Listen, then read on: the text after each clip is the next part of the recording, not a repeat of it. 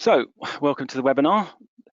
What we're going to cover today is the results of a survey we sent out to the industry at the beginning of summer. So, as many of you know, the TSRGD changed in 2016. So we gave it a couple of years and we thought we'd ask the industry how they're coping with it. What are they using? What are they not using? What do they like? What do they not like? I'll cover quite a few things within this, including why did we do the survey in the first place? And before we do that, really, we have to look at why did the TSRGD change? Then we'll show you a bit about who responded. We'll go through some results and just a few slides at the end with further thoughts. A few of the questions were quite subjective, so actually there's some opinion in here. So I will point that out when they're opinion and not necessarily data. Again, just a reminder for those of you that have just joined us, if you missed the first slide there, if you do want to make a comment or ask a question, please use the chat function and ask a member of staff. So, why the survey? Why did we do it? As I've just said, the law changed a couple of years ago now, hopefully for the better, maybe not in some people's opinion. And we wanted to figure out how the industry is working with this. How are you coping with it? What changes has it brought to you? What impact has it had to the traffic signing industry? So before we look at the results, let's look a little bit about why the government changed this document. Realistically, it's an old document. Its first edition in this guise. I mean, there have been traffic regulations that going back as far as 1936, as far as I can tell. But realistically, it's been in the previous format before 2016 since 1964.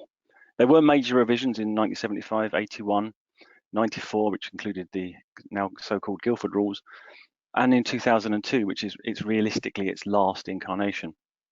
Most of those changes were actually prescribed new traffic signs. So if you look, for instance, in the 1964 edition, there were 276 signs. By 2002, that had risen to 862. This is for many reasons. But if you think about that, 1964 is a long time ago. I wasn't even born then, amazingly. I know that's hard to believe, those of you that know me. I've had a hard paper round. But the roads were very, very different back in 1964 to they are today. So actually, the whole landscape has changed. I mean, back in 1964, it was the year of flower power, peace and love, and the hippie movement. And this car was the European Car of the Year, amazingly. What a great piece of engineering that was. The Austin 1800, and actually 386,000 of them were produced in 10 years' time. This was the European Car of the Year, English car, great piece of kit in 1964. However, I'm slightly disappointed because in the same year, this is what the Italians were doing. Slightly nicer vehicle, I would imagine. Ferrari 275 GTB was also released in 1964. The roads were different, as we said. There were only 12 million cars on the roads. Now on a Friday night, it feels like there are 12 million on the M25 alone. There was no speed limit. That didn't come into force on a trial basis until 1965. As you can see, back in the 60s, deaths on the roads and reported casualties were at their peak pretty much. Talking of infrastructure, in 1964, the government announced plans to build 3 new towns in the southeast of England, one of those being in the centre of a tiny village called Milton Keynes, which we've all driven around and around and around. Bit more transport related. In 1964, the British and French governments committed to build the Channel Tunnel. It was expected to take 5 years to build. As many of you will know, it finally opened in 1994, slightly longer than expected. Also in 1964, the 4th road bridge was opened. Construction for that began in 1958, so that tells you about choosing where you build your infrastructure and who to partner with, perhaps. Looking at statistics, as we will do a lot of statistics in these slides, to frame this change over the time. In 1964, the inflation rate was 3.5%, and the UK interest rate was 7%. Great for savings, not necessarily for mortgages. However, the weekly wage was just £16, and now it's 509. It's a huge increase. Probably the most shocking statistic of all of those is the average house price. Yep, average house price was £3,360. It's now about £250,000. In fact, in London in 2018, the average property value is £484,000. So everything's changed. So back to TSRGD and what happened. It came into force on the 22nd of April, 2016, and it revoked the previous edition. There was actually an amendment in November 2017 that came into force in December, but that really was designed to correct some of the errors and omissions in the original document. A lot of the stated aims for TSRGD 2016 was to reduce sign clutter. If you look, detailed policy review showed that the traffic signs had doubled in the last 20 years, the amount of traffic signs, which is a significant increase.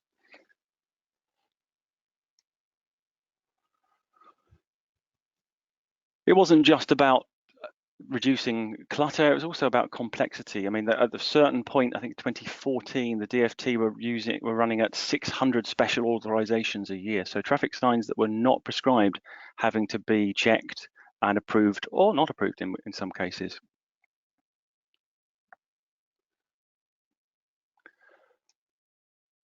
So that kind of frames why and what happened. So let's have a look at who responded so we can understand what kind of people we had responding to the survey. So we had a total of 64 people complete the survey. We had more than that start it but not finish it. So I've excluded those just for clarity of data. That was a 72% completion rate. So those that started it in general finished it. On average, it took about 20 minutes. So it wasn't too onerous on time, I hope. One of the questions we asked, just to kind of frame where we are, is what was the primary job role? So as you can see, the vast majority actually scheme design, quite a few sign designers, small percentage of manufacturers, and 24% of other. And we did ask people to specify just so we could be clear, because we can't put everyone in the same box. We kind of knew that asking the question. Here's a kind of list of those other roles. So as you can see, pretty much people involved in using the TSRGD on a regular basis, which led to the next question realistically, which is how often do you use the TSRGD? Quite an even split between weekly and daily, and not so many people doing it monthly, which is a reasonable split for people using it in their daily lives. How often do you use the traffic signs manual was an equal question alongside that. And as you can see, there's a strong correlation between the two, and I think that would be expected. So looking at the results, and what did people actually say, and what do people think?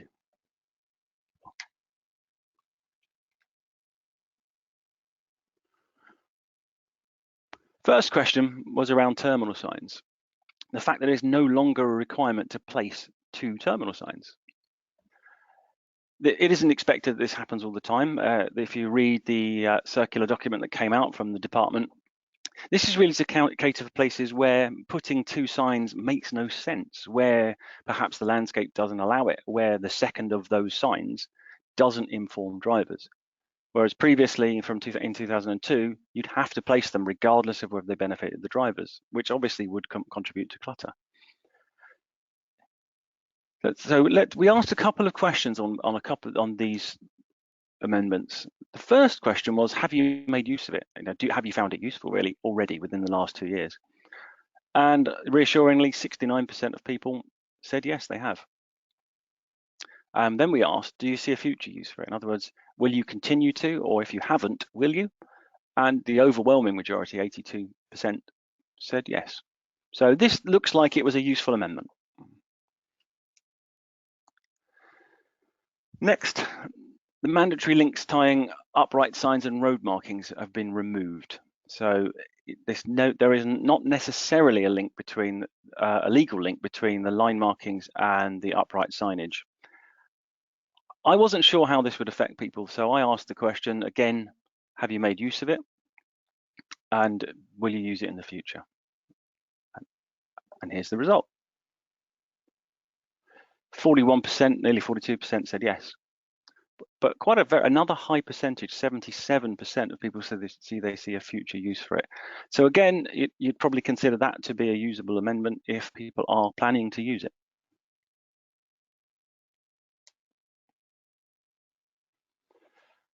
Slightly contentious.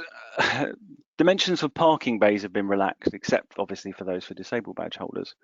This could, of course, lead to some great fun and games in car parks, like the picture there, courtesy of the Wales News Service. I think I've been in that car park. Luckily, my car isn't a van. So again, the obvious question is, have you made use of it? It's a bit more split, this one. 48% say no, only 33 said yes. But yet again, 74% of people say they see a future use. So people will be using this. So I kind of second guessed this one, and I asked the question, because if you're not using it now, but you do see a future use in it, why are you not using it now? What problems do you possibly see? So I asked the question pretty much based on enforcement. Do you see any issues in enforcing different bay sizes? Quite a high percentage, actually, 66% said no, they don't see a problem. So I've got a few comments that on most of the questions where we asked you for comment, just about everybody that responded commented. I haven't got them all down because otherwise I'd end up with a very, very large slide deck. I've picked a few just to try and give some balance. So most of the issues were seen to be about uniformity. You know, if you have one car park with very small bays and then one with very large bays, you're going to cause some confusion. And some very, very good comments and some consistent comments about SUVs. As SUVs are the largest selling segment in vehicles these days, a small parking bay is not going to be suitable for many, many vehicles. And I've highlighted the bottom line in red because I thought it was a nice, simple comment to make that somebody made, that was trying to maintain consistency in markings across car parking zones, which is a good thing to do. You know, think about consistency, think about drivers. Related to that, you could not just the dimensions, but actually what you make these parking bays of, what they consist of. They no longer have to be lines. They can now be made of different color pavings, different color tarmac, different color surfacing, whatever you choose, they can be done. Now, that obviously asks another question, doesn't it, really? Is what else, you know, how do you go about this? So the first thing we asked was, have you made use of it? And again, high percentages said no, but a huge percentage see a future use for it. But if you're going to do it, then how do you know what to do? What kind of pitfalls would you find? Why have you not done it yet? And I think that's down to a lack of guidance. So I asked that question. Do you see a need for further guidance on this issue? And 64% of people said yes.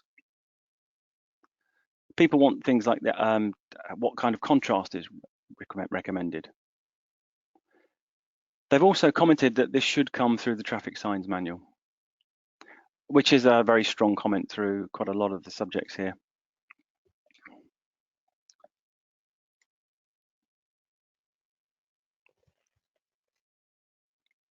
Sign illumination. Now, furthering on from the work and amendments after 2002, realistically now, only critical warning signs and regulatory roundels need to be illuminated in a street lit area. So more and more warning signs do not need to be illuminated. The idea here is that reduces some visual clutter, and it can reduce costs. So we asked the question, have you made use of it? 75.8% of people said yes, they have. So clearly a very useful amendment, and a staggeringly high, nearly 92% of people see a future need for this. Interestingly, just one respondent said no for future use. I then asked, do you feel there are cost savings from illumination? And a staggeringly high, 93% of people said yes. I did ask a few people around in the industry what kind of cost savings were to be made, and I think that could be a subject of a future webinar because I'd like to understand that better myself. But I've had some estimates to tell me that the installation cost alone is 33% more expensive for a typical ADS sign. And just if you take a typical traffic sign, if you go back to the governance circular pre TSRGD 2015, they asked the question about costs. And the average yearly cost to illuminate one traffic sign is £13 in energy cost. I'm sure that's changed now because my energy bill's certainly gone up since 2015. I asked a further question on this because it's highlighted even further in standards. And that's the standard involved in traffic signs BS EN 12899 Part 1, says that when placing non-lit warning signs, high performance material should be considered. So I asked the question, because this is of interest to me and my company, of course, and that is, what class of material do you specify for non-lit warning signs? I'm pleased to say many said it varies, because clearly it will and it should. Quite a few, 35% said R2 or RA2, and just 16% said R3B. Whereas the actual standard itself, BSEN 12899 Part 1, does state use high performance material. So realistically, the majority you would expect should be R3B. Just to frame that so you can understand why I say that, I found this in my archives. If you look on the left, you've got a lit class RA2 sign, and on the right you have an unlit R3B sign. So without a luminaire, that sign is plenty bright enough. That is the subject of a webinar we did last year on sign illumination. You should get a link for all of our archives at the end of this. If you've not seen this and seen the data and the results and the science behind it, I'd urge you to watch it, because it's quite illuminating, if you'll pardon that terrible pun.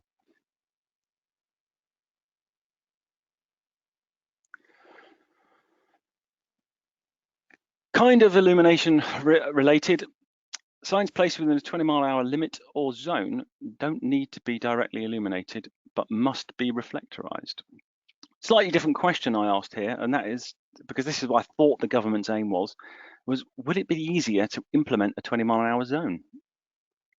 And 61% of people said yes. So yeah, it seems another usable amendment if you're considering 20-mile-an-hour zones. On a slightly different subject, I was surprised to see this in the original drafts, but boundary signs may now incorporate photographic images showing an item of local interest, as you can see there. I thought this was fairly small and specialist. I didn't think many areas would necessarily take up on this, although it's quite a nice idea. It certainly gives you some unique identity and some wayfinding marks that you can follow. So I asked the question, have you made a use of this amendment?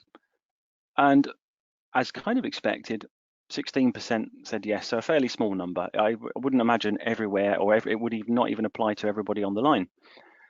But seeing a future use for it was a reasonably high 37%. So that means that certainly areas that couldn't do it before, or had to do it as a special authorization before, which is how it was up until 2016, have now considered the use of it. On a similar vein, but a lot more specialized, I guess, this sign is, it certainly would not apply to many people responding. And that is, there's little swatches and logos on motorway service areas. They were previously special authorizations. Now they are allowed without authorization, as long as they are within the guidelines within the document. So the same question arises, have you made use of it? And as you can see, 50% say no and 40% say NA, so not applicable. Same with the future use is fairly similar, with a very high percentage of not applicable. So I looked at that and thought, okay, well, that means the not applicables are really skewing the data, because clearly it can't apply to everyone. So if we just look at people it does apply to, remove the NA, then we've got a bit more of a similar pattern to some of the others. So yes, a small percentage say they have already, and 40% say this of those that they apply to say that there's a future use. So yes, it was useful, but obviously to a lot smaller percentage of the industry.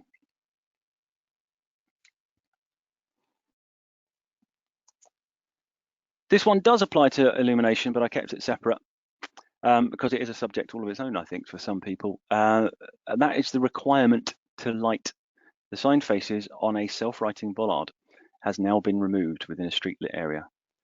These signs must be reflectorized, as they always have been. So the first question, have you made use of it? And a very high 75, nearly 76% of people say yes, they've made use of it. And a staggeringly high, again, 87% of people said they see a future use. Only 2 respondents, by the way, that no is just 2 respondents, said they don't see a future need. I then asked the question out of curiosity, have you placed more self-writing bollards as a result of this change? because the change was there to possibly to help decrease costs. But if it's changed behaviours, that may be good and it may be bad. Who knows? But it's quite an even split, as you can see, 40.3 versus nearly 42%.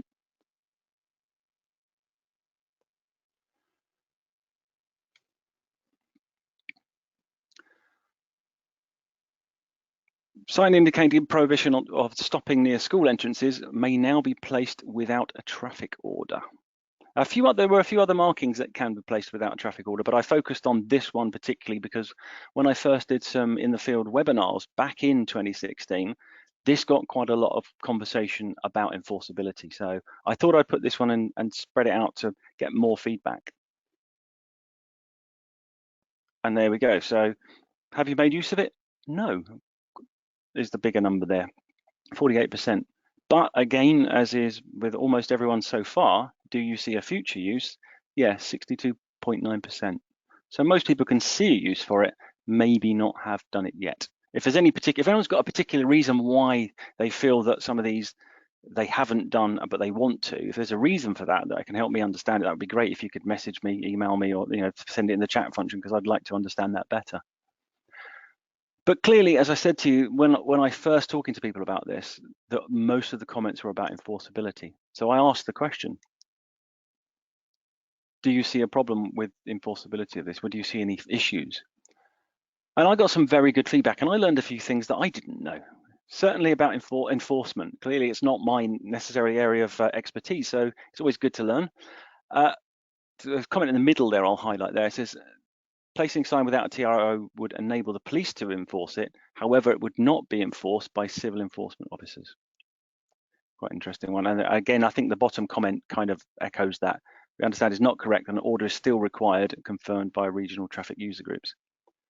The top one was quite a nice, at least a positive comment, that most of these markings are generally acknowledged by motorists. They do understand them with or without the sign.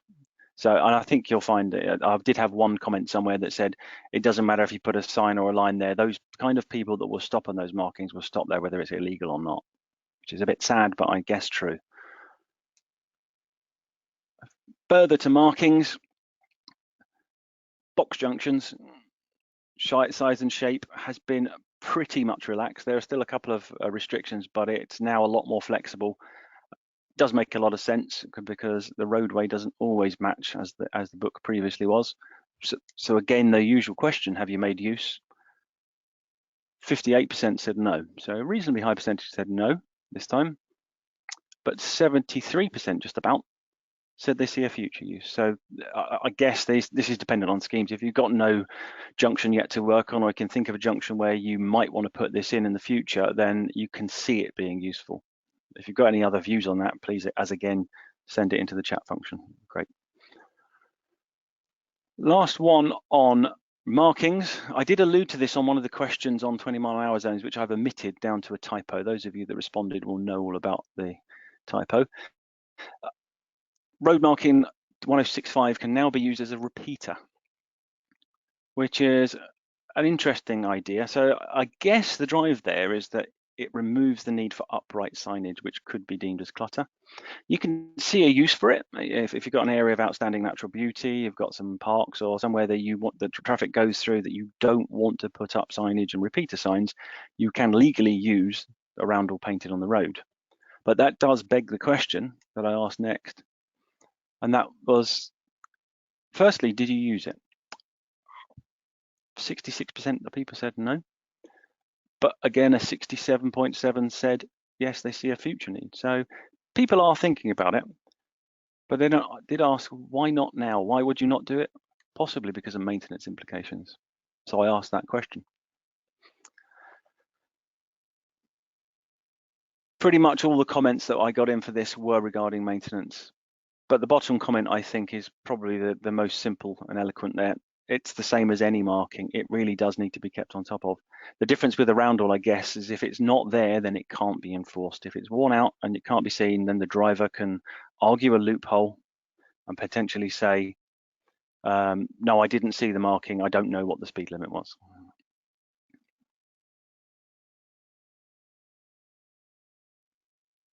This one is one of my favorite pet hates. So temporary signs, those and of this ilk, new roundabout ahead, new road layout, all of those kind of signs now have to have a remove by date affixed to the back of them, a sticker that tells you when it needs to be removed by, which is an interesting concept. And certainly there wasn't any guidance on how and what and how you should do that. I asked the question about that in a second, but there were comments about the actual validity of these signs, which I thoroughly concur with, and that is, you do see these on road layouts that are completely pointless. If you are new to the area and you've never seen the junction or the layout, then it's always new. If you live there, it's only new the first time you use it, realistically. So you've got to question the need for these. And here were some of the comments. I asked, how has it affected you, rather than would you use it?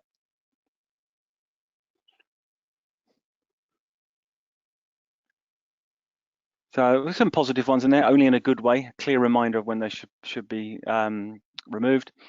Setting dates in the removal in the diary. And I love the bottom one. I highlighted it just because it did make me chuckle a little bit. Finding loads of these signs that have been left in place, one for over 20 years. That's well past temporary. Then I asked, have you got a system in place to record the remove by date? And a staggeringly high 51% of people said no, which I was surprised at. But then again, it would depend on who the onus falls on to remove the sign. I guess there would be people on the response that say, actually, they pass that responsibility to the contractor, and so on. I'd like to understand a bit more about that. So now we move on in a second to a bit more subjective. So at the end, we asked a few questions asking people how they felt and how they used it and those kinds of things. And we started with this one. Has the introduction of TSRGD 2016 increased or decreased the level of sign and road marking related queries? Use the word queries to keep it fairly vague. It just really, the feeling was, is it causing you problems? Is it giving you more questions to answer that you didn't before? And it's fairly evenly split. So there was some increase for 37, no change for 46%, a big increase for 14%. So I guess that probably splits down a bit by job and function. But only one respondent claimed a big decrease, which is interesting. No one else, just one. Around half claims some form of increase. So it has affected, not necessarily positively. Do you prefer the old TSRGD 2002 or the new TSRGD 2016? Fairly high percentage, I think you'll agree. 84% said they prefer the old, and 16% said they prefer the new, which I thought was interesting. And I thought I'd have a look and split the data a different way. So then I looked at it, and bearing in mind we asked people how often they refer to it, and we asked people what they did, I sliced the data that way. So what we get now is, of all respondents, as you know, as we just said, it's nearly 84% said prefer the old. But those who only use it monthly, the least frequently, 42%, nearly 43%, actually prefer the new. Maybe there's some correlation between how often you refer to the document and how experienced you are, perhaps. I didn't ask how many years experience of using TSRGD. That might have been a useful slide to do. And if you look at it by job, looking at purely sign designers, those that it's really affected by, only 7% said they prefer the new. So there is a real split between how people use the document, how often they do, and what their actual role is as to how much they prefer the old over the new.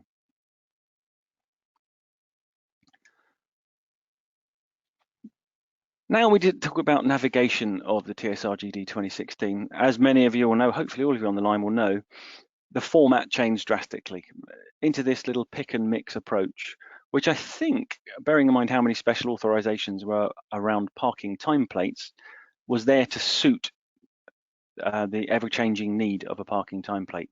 Doesn't necessarily suit normal signage, certainly regulatory and warning signs, but it did change the whole format of the book. So we now have this strange tabulature approach where you can pick and mix a piece of text, a shape and a symbol, and so on. So looking at how we describe navigation, 46% said difficult, or very, difficult. 35 said difficult, 46 said very difficult. And only people that use it daily find it easy.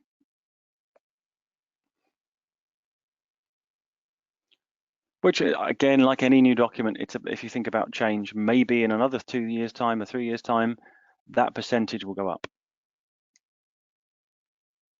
How do you find the terminology in TSRGD?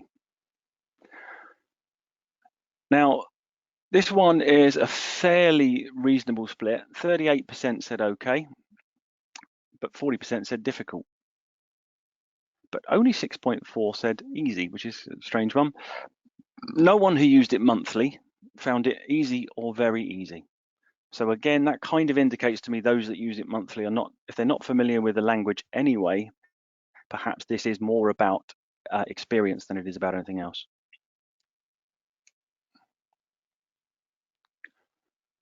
If you then split it again into job role, sign designers, 57% said difficult, 14 said very difficult, and 28% said okay. And they actually, sign designers find it the most difficult, and they all use it daily or weekly. There is not one sign designer that responded that refers to the TSRGD monthly.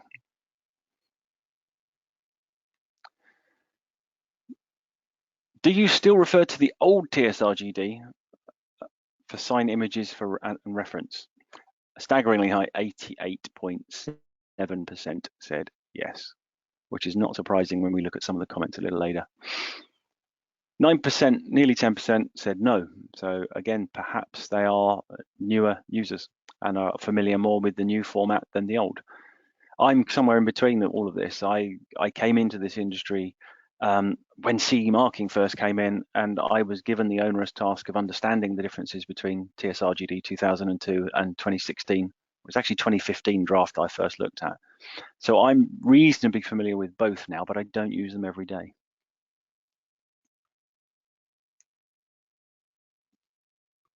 Now, has that loss of diagram numbers affected your asset management system? If so, how? This is a free text field, actually. We've got quite a few comments here. I've tried to keep it balanced and highlighted just a few rather than all of them. First comments, no, there's still cross-reference to TSRGD 2002. Not that I'm aware of, no. And we did have a couple of yeses. Yes, you can't find the sign now, they're in numeric order. And the last one, yes, affected everything we do, bring them back. So there's a few of those, a few emotive comments. Has the flexibility in TSRGD created any problems? If so, things like confusion, inconsistency, legal challenges. This is really getting to understand what people do. It's difficult to put all the responses here. We had a lot of responses, just about everybody commented. I've highlighted a few.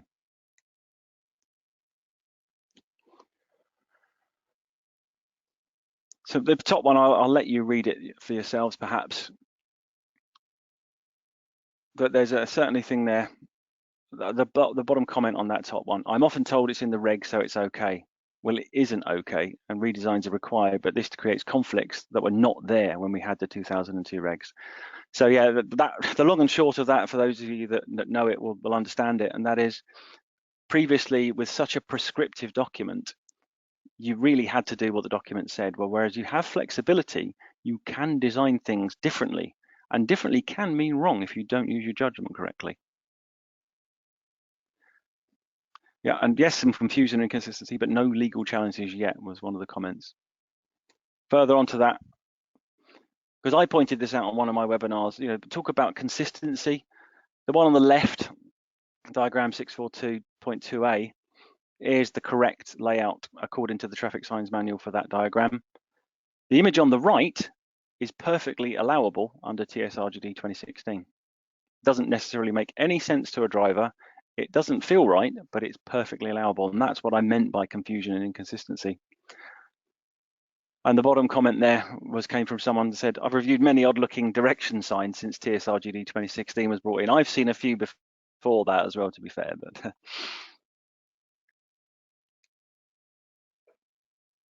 this was a killer question for me. Do you feel TSRGD has delivered the flexibility it was intended to? And actually the majority, only just, but 56%, said no, they didn't. Which I find quite interesting if you consider that actually the vast majority of people have been using the amendments and the absolute majority see a future use. So actually there is some flexibility. I guess it's just the way it's laid out has caused a problem, which we'll come to. If you could change one thing in the TSRGD 2016, what would you do? I've highlighted this because it's such a very, very well thought out answers here. And then I've got a few little snippets I've put in because I did like some of this here. Main issue is the lack of guidance. We're 2 years on and we still don't have the guidance. And the bottom one there, we're in a development is king era.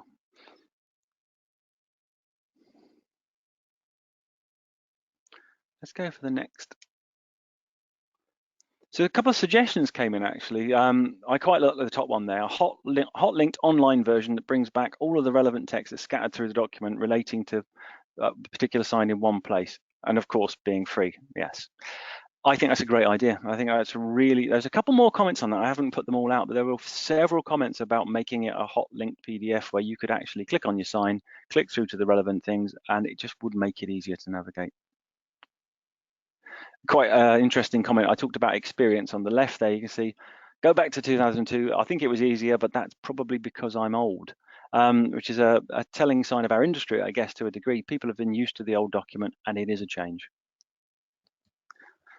Yeah, it would be easy to read if it was laid out in a way that requires less clicking between things. The interesting thing about that is if any of you saw the 2015 draft, before it morphed into the final published 2016, there was less flicking between things. It was much more of the tablature approach. What we ended up was something between the 2002 and the current 2016. So it's they started trying to make it like that, but it just didn't work. A few more. Format and diagram numbers, orientation of pages. That comment on orientation came up many, many times. I didn't give you a percentage, but trust me, there's a lot of it. Turn it around 90 degrees, put layout portrait, not landscape, because part of it's portrait and part of it's landscape, which is not very nice, particularly if you need to print it out. And it also makes PDFs quite difficult. You can rotate a PDF, but it just makes it a bit awkward.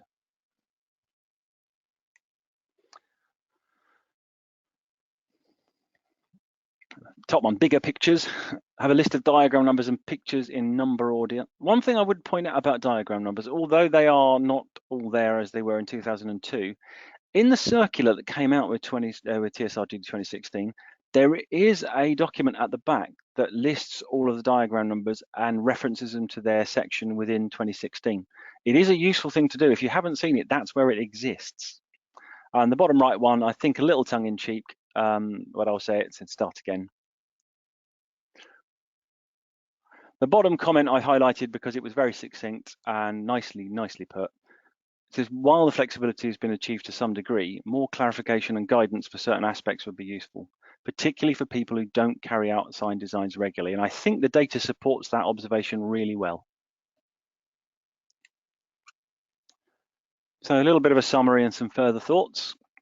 We're almost through. I figured we'd be slightly ahead of time here. So a couple of comments from me regarding lighting firstly. 2016 TSRGD removes the requirement to light many signs legally. It does not, however, remove the need for signs to serve the road user. So just taking away a luminaire does not necessarily serve the road user. You need to consider using the correct grade of material, and in some instances, you still may need to light a sign. As I said before, do check out our webinar on sign illumination if you want more science on that. There does appear to be a correlation between the usage of the TSRGD and how well users have adapted to the new format. Bearing in mind, this is a big change and it's a big document. And the bottom one, I've already mentioned it, but despite the majority of people saying the TSRGD 2016 didn't give the intended flexibility, most respondents say they see a future use for all the amendments in this survey. So it realistically has given some flexibility. Otherwise, they wouldn't have said yes, one would imagine.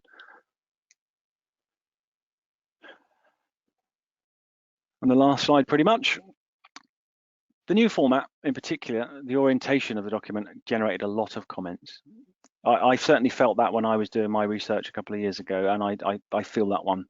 Those great comments around an online hyperlinked version. I'm sure there'll be somebody out there thinking they can monetize that by creating a nice little app for it, perhaps. But it's a great idea, and I really like it. And I'm going to go up and see the DFT with these results in the very near future, and I'm going to strongly have a conversation about this, because I'm sure they'd be interested in improvements, and I'm sure they'd be interested to know what the industry feels. They've already told me they want to talk to me about this, so it would be great to give them some positive feedback about what else we could do to make it better.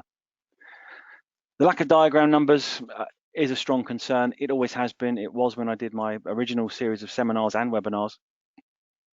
And the traffic signs manuals are very long awaited, but they will give that reassurance. They will help people to make these decisions. I would caveat that pretty much everything you can do under the TSRGD 2016, you can still do as per the 2002 regs. If you follow the guidance in the existing, slightly outdated TSMs, they will still get you a legal result. It is pretty much backwards compatible. So if you're afraid of making a change, you don't have to make the change. It should give you the flexibility to make changes that you couldn't have done before.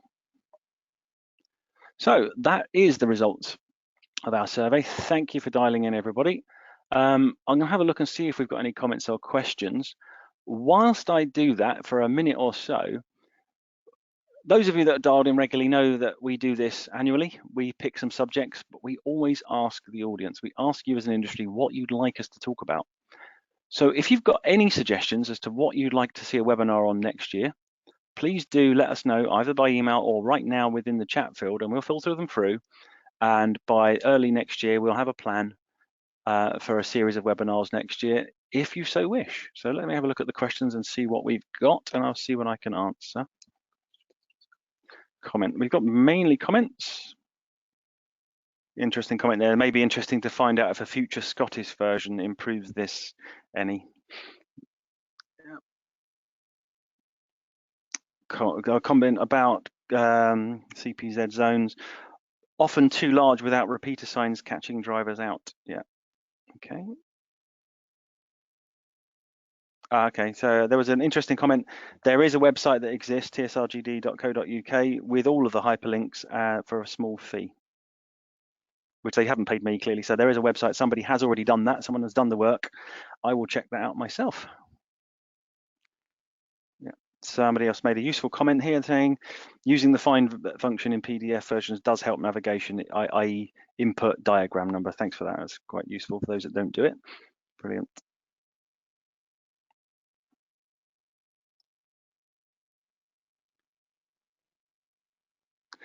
Interesting. There's a very useful comment. Thank you for this one as well.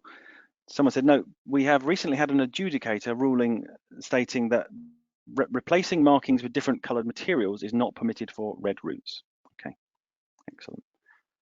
Right, okay, that's pretty much all we've got time for. So thank you very much for dialing and attending, and thank you for those of you on the line that took part. It has been very useful for me to see this and very helpful for me to understand how the industry works and what your pain points are. As I said, I will be going to the Department for Transport to share the results and to talk through this in the very near future. And I will try and put forward some of the helpful suggestions that you've come up with. And do let us know what you'd like to talk about next year. And hopefully we'll see you at a lunchtime sometime in Q1 2019. Thanks.